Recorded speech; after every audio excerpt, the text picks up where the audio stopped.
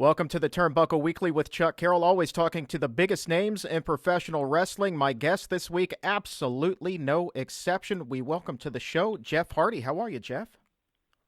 Hey, good. How are you? Man, I'm doing great. You know, when last we talked in December, it looked like things were going to turn out a little bit differently for you, but it's been a little bit of a chaotic month and a half for the Hardys. So how's life treating you, man? Oh, it's great. Yeah, it's very strange the way everything came about and happened, and but it was for the better. You know, I was with TNA for 7 years, and basically, I think I was deep down ready for a change.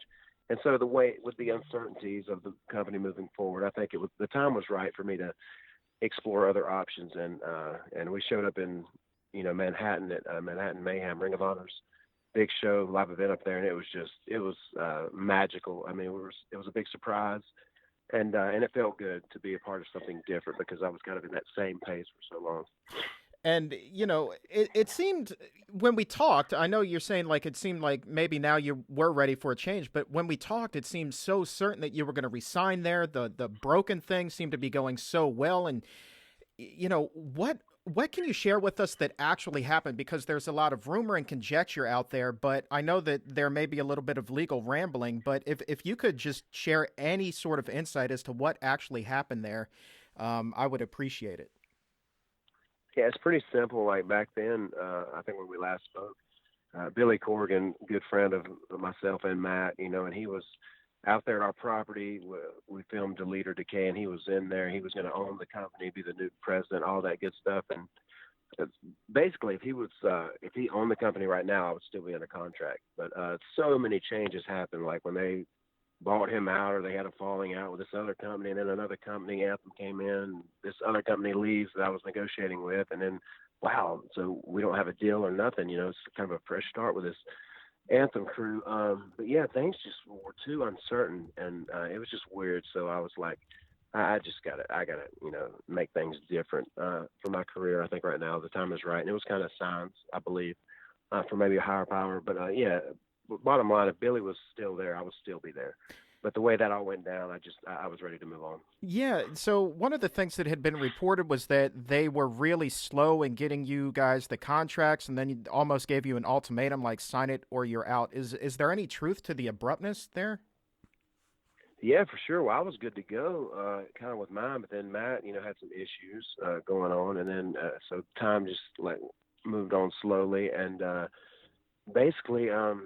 It just didn't work out because when these new owners came in, and like the other ones that we actually negotiated with, like I went to Nashville and met with these guys, like the Anthem guy and the Airlux, this other company that was involved, and Billy was on his way out at that point, so I was still kind of uncertain myself. But basically, then the Airlux company was gone, and I was like, what is going on here? Mm-hmm. But long story short, we couldn't come to an agreement, and basically, yeah, they were very late, and we offered to come drop the titles at their TV tapings in March, 1st of March, but they said, oh, you can't do that unless you're in a contract. I was like, that's so silly. Oh my God, this is pro wrestling. Anything's possible. I mean, let us do the right thing, come drop them to another team, but that wasn't good enough. So we basically vacated them and never lost them. So somebody else, I guess, may win them tonight. But oh well, I mean, I wish them all the best. I mean, for sure. But again, 7 years. I had a good time there. They were great to me, and they helped me through tough times. And but yeah, it was just time to move on. But yeah, it was very late contract negotiation. And so now we're at a point where there has been some public, back and forth between both sides. Rebby is out there, obviously, just kind of putting everybody's business out there. To be honest with you, I don't really know how else to put Right. that. Are you surprised at the way that they're now trying to protect the whole broken gimmick and claim that it's theirs? I mean, that's got to be a little bit disappointing given the fact that you did invest 7 years with that company.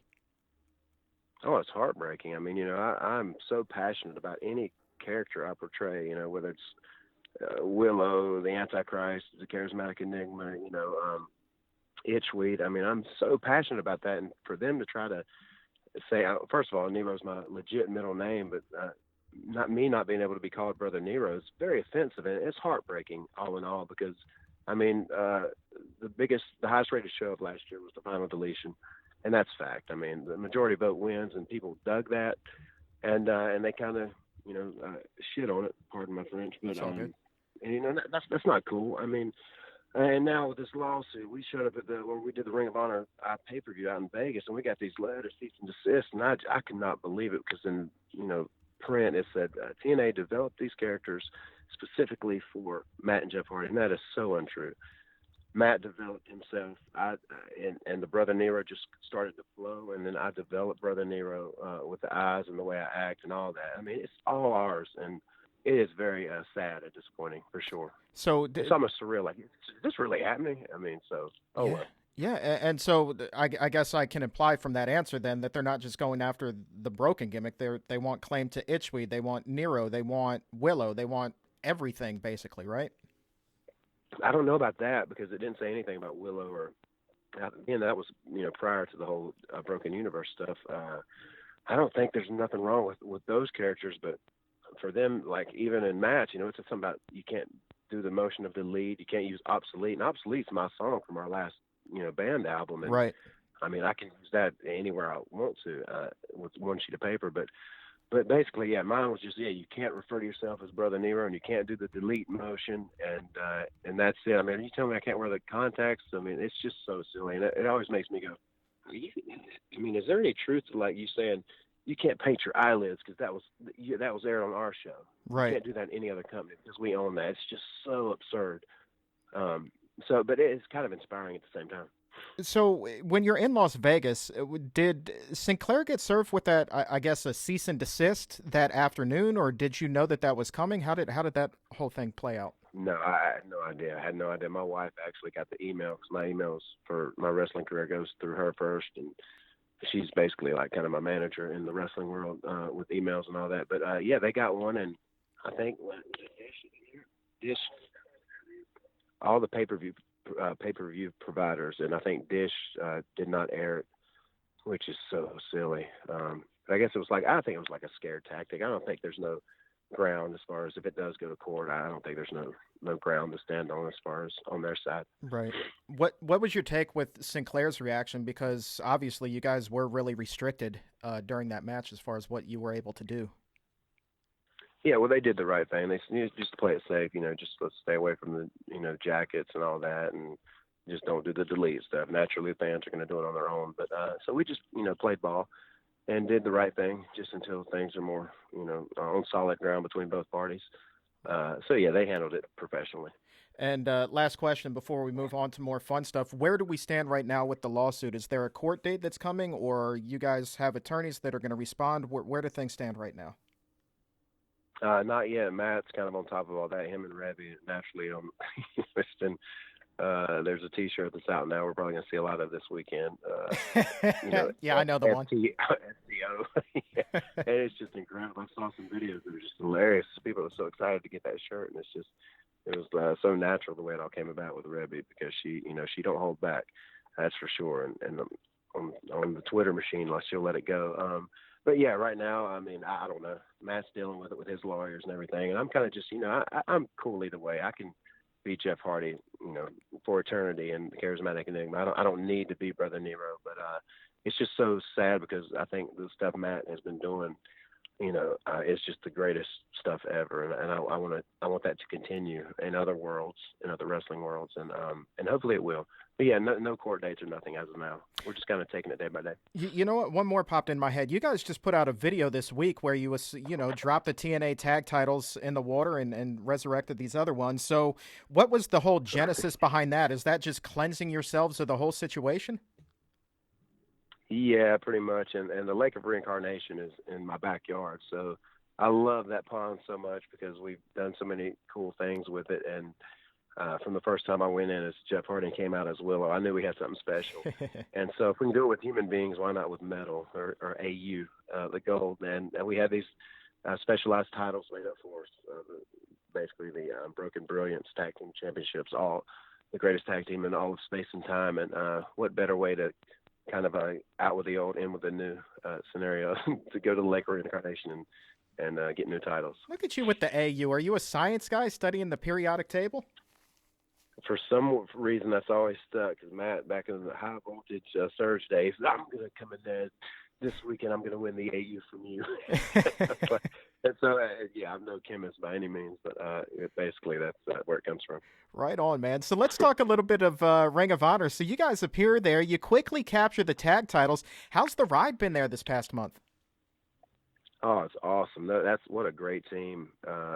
Even Joe, what a cool dude, and just so reasonable and outgoing, and just it's been great so far. And I can't wait until Saturday. And it's always challenging because I've been watching the ladder matches today, just trying to come up with ideas because the Young Bucks are the best, and being that we have their titles now, they're going to be hanging high above the Ring of Honor ring. But so far, it's been great. Yeah, what a great team and a great squad, and hopefully we'll be there for a good amount of time. Yeah, so let's talk about this ladder match a little bit. What can the fans expect? So I guess my question really is, are you still comfortable doing those types of crazy high spots that you did 20 years ago? Because one of the songs on your last release was about your fear of concussions and CTE and the long-term effects of head injuries and the risk that wrestling carries with it. What are your thoughts going into this? What can we expect to see?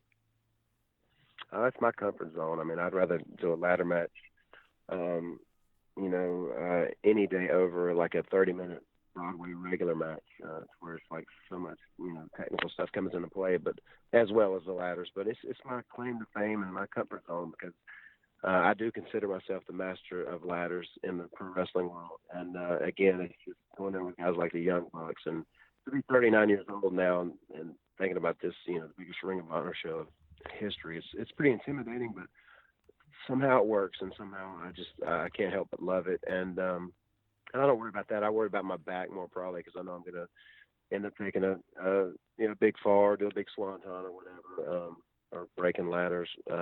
So I don't worry about it. I look forward to it. And because the payoff is in the fear, when you're kind of afraid of it, and then when it's all over and it's great, it's just the payoff is wonderful.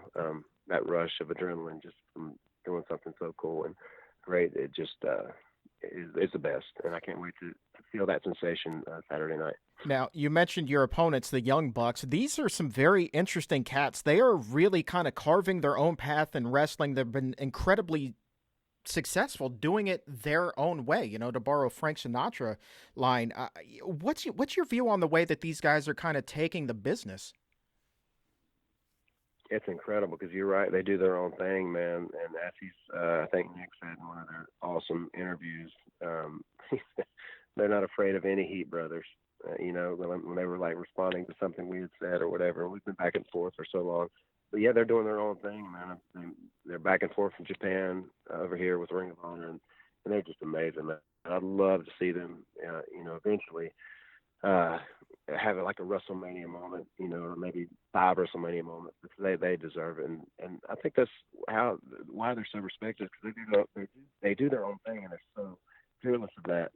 And I think Matt had tweeted, "Oh yeah, Saturday night we're going to go nuts." And again, I was a little intimidated, going, "Oh my gosh, we're going to have to go nuts." One of the hottest teams. Well, it's kind of like the 2 hottest teams in pro wrestling, honestly. But there's a lot to live up to. But yeah, I think they're so big because they really don't care. They don't have to be on at WrestleMania to feel cool and respected, and I respect that. So let's ask the big question, the elephant in the room. You've got that big match on Saturday night, and then there's another ladder match on Sunday. So what are you and your brother doing on Sunday? The Broken Tailgate Party. It's right near WrestleMania, which is going to be super weird because anytime, oh my God, for several years, I never wanted to do WrestleCon just because I didn't want to be anywhere near WrestleMania. Because if I was to be near WrestleMania, I'd want to be in it and a part of it. So it's going to be strange, but yeah, we're doing like a 6-hour signing that day, the day of Mania. And knowing they're having a ladder match makes me go, wow, this is surreal. Why aren't we in that? Because we should be. Well, maybe next year. Well, rumor has it that WWE has actually presented you guys with contracts. Is there any truth to that? No, because you have to go through so much, testing and all that. I'm sure it's a long process. I'm not sure how it works, but no, not. We know some people there, and naturally after Mania dies down a couple months, maybe from now, we'll see what's possible. So yeah, until then, no truth to that whatsoever. So not Monday, not Tuesday, just a couple of months, huh? If that. Hopefully, yeah. Yeah, because I want to take about 3 weeks off after Saturday. So thank God we're not wrestling Sunday because my body's going to be all jacked up, I'm sure. Right on. And we're also wrestling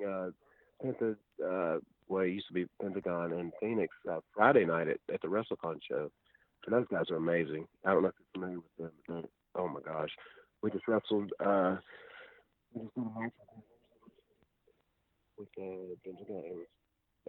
Lima, Peru last weekend with those guys, and it was incredible. It was so good. I have not So, yeah, seen we're those doing guys. that Friday night. Yeah, Yeah, I've they're not amazing. seen them. I will have to go check that. I really wish that they were streaming some of that stuff online because I'm not going to be down there for that. But also Friday night, some friends of yours, the Rock and Roll Express, going into the WWE Hall of Fame. You got to be pretty excited for those guys, huh? Oh, for sure. Yeah, and we, they were a part of the Apocalypto deal. We had a little match with them, but I still want to have a decent match with them. I love them to death. They're so good. Ricky Morton's such a good friend, and Robert's the best. I mean, so hopefully, I don't know where or what promotion, but we'll have that dream match in full with them to come in. Congrats to them because they deserve it. Right on. So let's talk about music here, man. I loved our conversation in December. You had just put out "Spawn of Me." We had talked about you maybe doing some live shows, and earlier this month you had your first live concert where you performed some tracks. How was that experience for you, man? How'd the show go? It was awesome. I went out to Nashville Thursday evening and to rehearse and rehearsed all day Friday. Did the show in Clarksville. I wrestled Bram. Had a great match. What a great turnout at TNT, of the TNT promotion, and signed autographs.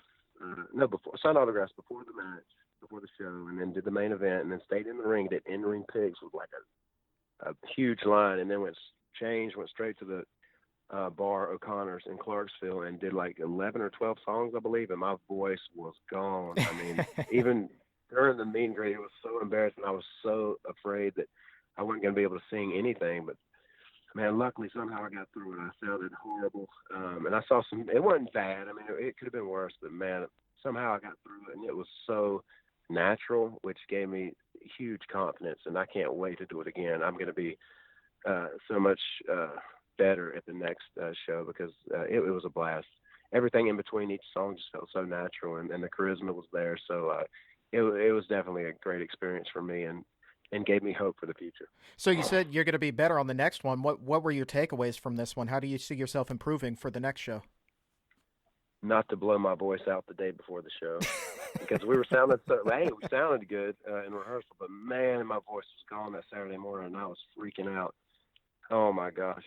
But yeah, again, I got through, and then I was sick with the, allergies and just the weird weather, and for about a week after that. It took about 8 days for my voice to start coming back because I was starting to freak out. Oh my God, I'm never going to sing again. I'm going to have that surgery that all these professionals get. But no, it's back now, and I was able to improve last week, do a little obsolete after the match or before the match or something. But yeah, I just won't rehearse as hard. Right on. Now I kind of know like how easy it is to wreck your voice. So you got like full-blown laryngitis, it sounds like. It was, man. I could barely talk. It was crazy. Brutal. And I felt the fans were like, "Oh my God, are you all right?" And I was like, "Yeah, I'm sorry, I just can't hear myself. I hope I can get through the show tonight." Did you try But yeah, it worked out. Did you try tea with honey or maybe some Cepacol, the throat spray, or Halls or something? Oh yeah, I tried tea with honey, even coffee, and then at the show somebody recommended olive oil. And I ended up drinking a bunch of vegetable oil. It kind of soothed it a little bit. And then, and I got through it. And fans kept handing me a little whiskey throughout the show, so I think that helped a little bit. That too. always helps. That always helps. It all worked out. Yes. I can't imagine that mixed well with the oil, though.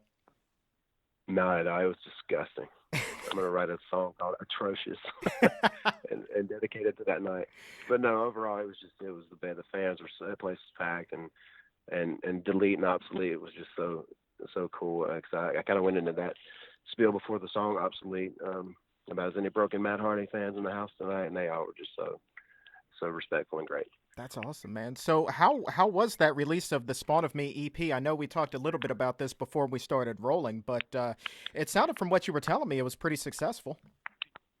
I think so, yeah. And again, I don't know. I've got a few nice little, checks and stuff from the sales, but I'm not sure exactly how many it's sold because we never came out with hard copies of that. But what's so exciting right now is we just actually that week in Nashville when I did the show in Clarksville, right outside of Nashville, we finished Procession of the Equinox. It's our third band album, and there's actually 14 tracks. It opens with a spoken word and ends with a very dark spoken word slash kind of song deal. And I'm super excited about this. It's a roller coaster ride of emotion. I mean, it goes from happiness to sadness to in between all throughout the album, and so I can't wait for this to come out. Hopefully, it'll be out May or June. So we're getting that together right now, and the artwork for the hard copy and all that. So I'm very excited about that. I'm super proud of it. All the production on that is finished on the music end? Yes, sir. Yep, it's all finished, and now we just got to. Our new shirt available on JeffHardyBrand.com is basically the picture of that. On that shirt is going to be the cover of the album. It's kind of a black and white theme, and I'm in these vines, kind of at one with the vines, and people seem to dig that shirt. So I said, let's just make that the cover of the album, and then hopefully there's going to be a lyric book and all that good stuff inside the deal too. Because I'm a huge fan of like going out and getting CDs. So I'm more of a record type of guy. Oh yeah. Instead of downloading stuff. So hopefully it's going to be great. Yeah, man. These kids these days, they don't know what they're missing out. That was the best part of going out and actually purchasing a CD was the lyrics on that inside booklet. So you actually knew. Wasn't it? Yeah, man. I know. I agree 100%, man. I missed that. So yeah, I can't wait to have this thing printed up and get it out there for people to either dig or hate. Man, this is going to be random, but my favorite of all time, I think, was the Slim Shady LP, where the lyrics actually looked like they were handwritten in there, and it was really, really well done. And like that, for me, just added so much to the album. Oh, for sure. That's what I know. I think Pearl Jam had done that. They might have done it more than once, but I love that too. And that's even in our first band album. You can still get on JeffHardyBrand.com probably Plurality of Worlds. I did that.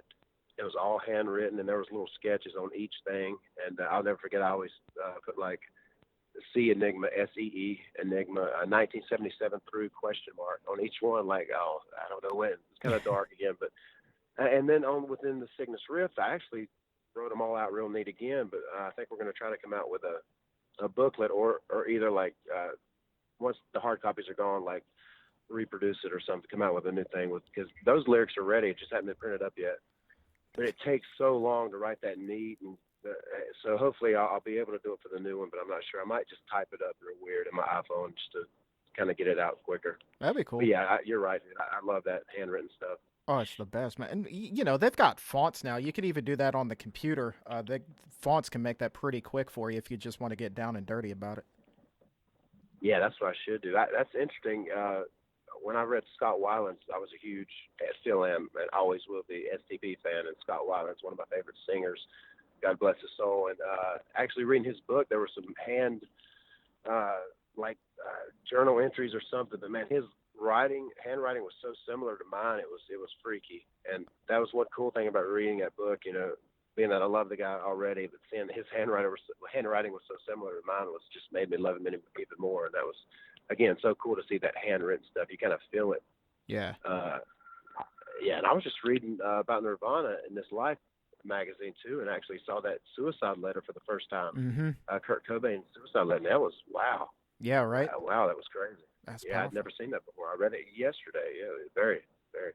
Yeah, talk about dark, man. But I remember working at a classic rock station, and I'm not the biggest Beatles fan in the world, but I always got a kick out of seeing, these handwritten lyrics by John Lennon and how he would do those little doodles off to the side with them. And, people just pay tens of thousands, hundreds of thousands of dollars for the originals of these things. And it's just because it is so damn cool, man. Oh, for sure. Yeah, I agree. So let's talk about Peroxide just a little bit more. The album is done. You're working on the artwork now. You have a live performance under your belt. So does that mean that we could see you guys go out on tour? Yeah, hopefully so. And matter of fact, I'll probably say something to Ring of Honor this weekend. Say, hey man, is there any chance we might could play a little live gig at one of the shows? I've always wanted to mix the music with the wrestling. So hopefully, yeah, that'll come true eventually. And definitely, 2017, I mean, I hope to play many more shows throughout the year. And Actually, I was so close to playing 2 dates on the Warp Tour this summer. Oh, They wow. had offered through my guitar play. Yeah, and that's huge. That's like Yeah, stepping man. in there with the major leaguers, and I was like so like scared because I didn't really know if like we could do it. Like 'cause that needs to be like the full band and the heavy songs and all that stuff. And Yeah. it was just like too soon. So hopefully summer of 2018 we'll jump on that because somebody evidently like a Jeff Hardy fan within the system there would say, oh yeah, that'd be great, man, to have y'all on. So I don't think we were ready this year, but hopefully next year, yeah, we'll be on a few dates on the Warp Tour, which is going to be breathtaking. Yeah, that would be badass. Like, I would think that you would get, a really good following out there. I do. I feel that, yeah, especially after that one show under my belt. I was like, hell yeah, I would love to do that. Yeah, man. But it's good I got that under my belt, and so I'll be ready by next summer. Now, you talked about talking to Ring of Honor about maybe doing a little live performance at one of their shows. So I guess, have you guys re-signed there? Are you going to re-sign? Or you mentioned you were taking time off? Because I know that what Joe Koff told me, he didn't give me the length. He just said that you guys were signed for, quote, the immediate future. So that to me kind of sounds like a short-term deal. But you tell me, I mean, how long are you guys going to be sticking around? Are you going to re-sign? Yeah, it's short term, and I mean through the summer. And what's cool about Ring of Honor, we can still go out and there work. That's another thing about the TNA deal. They wanted to, take our indie dates away from us, and I've really enjoyed working the independent circuit, man. It's just you meet some crazy, cool, interesting people, and I mean the shows have been so great as of late. But yeah, I would say like through the summer. Yeah, just short term deal, and see how things goes basically, and kind of test the waters for a while, and hopefully help the company grow. Gotcha. So Saturday isn't going to be the last time we see you guys in a Ring of Honor ring then? Oh no. There's going to be many more shows. Right on. Many more honorable shows. I guess let's finish with this. You being the Renaissance man that you are, we've talked wrestling, we've talked music, but we have not talked art, and I know that that's something else that you have up on JeffHardyBrand.com. So, have you been doing any art recently, or what are your plans there? Yeah, I was kind of. It was a forced situation. Not really forced, but it was like somebody had paid for an original piece of. Like a recreation of what I did back in the early, I don't know, 2002, 2003. It was some painting that, again, my guitar player had this painting, and his first band was called Burnside Six or something like that. And I did this painting called, and we just started the Peroxide Gin idea. And it was called Burnside Gin, and then I saw it, and I'd already forgot about it. It'd been so long ago, and my style was so different. But they said, "Oh man, could Jeff possibly recreate this?" And so I didn't come close. I did my best, but I did one especially specialized painting of a recreation called Burns Sidewalk Gen 2, and it turned out great. I mean, I loved it, and it was smaller, it wasn't big like I normally do, but yeah, that's the last thing I did. It's kind of like writer's block, painter's block. When you feel it, you kind of got to do it. But I really haven't had that motivation. I've been so busy the month of March. But yeah, the time's going to roll around to where something's going to pop in my head. I'm going to have to go get a canvas and see if I can, bring it to life. But yeah, as of late, nothing other than that. Good deals. Hey, Jeff, thank you so much for coming on the show, man. I greatly appreciate it. Good luck with Peroxide Gin. Have a blast there Saturday night, and look forward to seeing more of you in Ring of Honor, man. Hey, thank you so much.